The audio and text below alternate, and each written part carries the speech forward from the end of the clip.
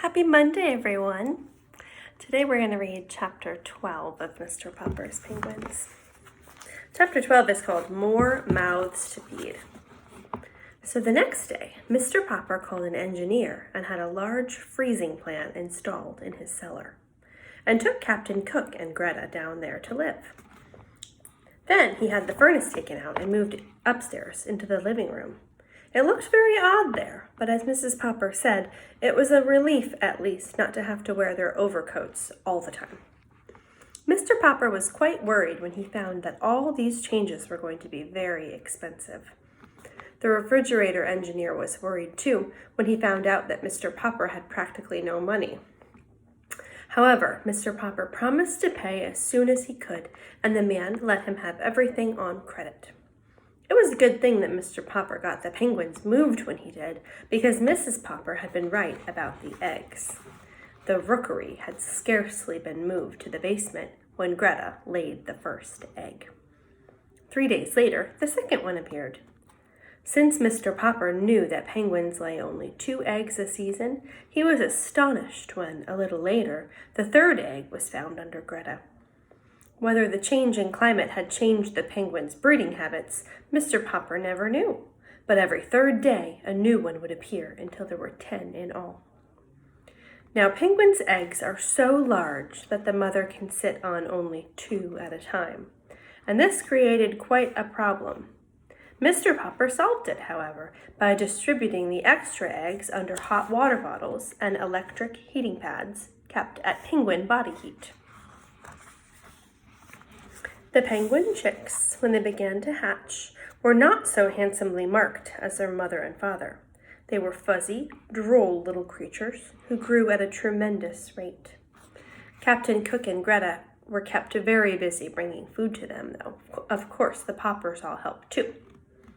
Mr. Popper, who had always been a great reader, had no difficulty in thinking up names for the penguin children. They were Nelson, Columbus, Louisa, Jenny, Scott, Magellan, Adelina, Isabella, Ferdinand, and Victoria. Still, he was rather relieved that there were no more than 10 to name. Mrs. Popper, too, thought that this was about enough penguins for everybody, though they really did not make much difference to her in her housework, as long as Mr. Popper and the children remembered to close the cellar door in the evening. To close the cellar door in the kitchen.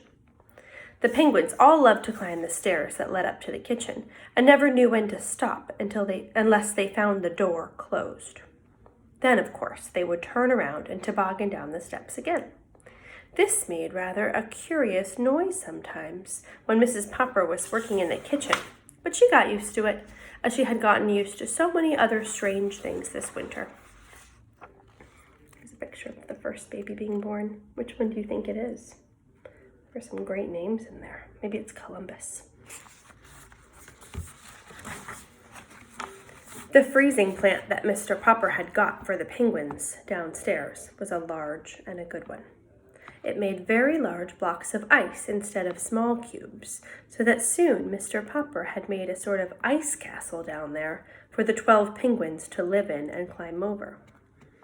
Mr. Popper also dug a large hole in the cellar floor and made a swimming and diving pool for the birds. From time to time, he would throw live fish into the pool for the penguins to dive for. They found this very refreshing because, to tell the truth, they had got a little tired of canned shrimp. The live fish were specially ordered and were brought all the way from the coast in tank cars and glass boxes to 432 Proudfoot Avenue. Unfortunately, they were quite expensive. It was nice that there were so many penguins because when 2 of them, usually Nelson or Columbus, got into a fight and began to spar at each other with their flippers, the 10 other penguins would all crowd round to watch the fight and make encouraging remarks. This made a very interesting little scene. Mr. Popper also flooded a part of the cellar floor for an ice rink.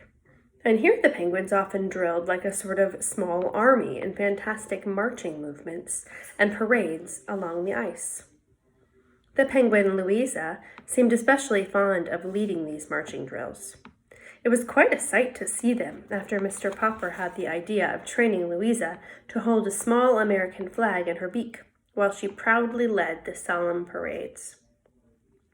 Janey and Bill would often bring their little friends home from school with them, and they would all go down and watch the penguins for hours. At night, instead of sitting and reading in the living room, as he had done before, Mr. Popper would put on his overcoat and take his things downstairs. Then he would sit and read with his mittens on, looking up from time to see what his pets were doing. He often thought about the cold, distant regions in which the little creatures really belonged. Often, too, he thought about how different his life had been before the penguins had come to keep him occupied. It was January now, and already he dreaded to think of the time when spring would come and he would have to leave them all day and go back to painting houses. And that's the end of chapter 12. Next we'll read chapter 13, Money Worries. Must be expensive to feed all those penguins fresh fish. Have a great afternoon, everybody. I hope you have fun today and enjoy the warm weather outside.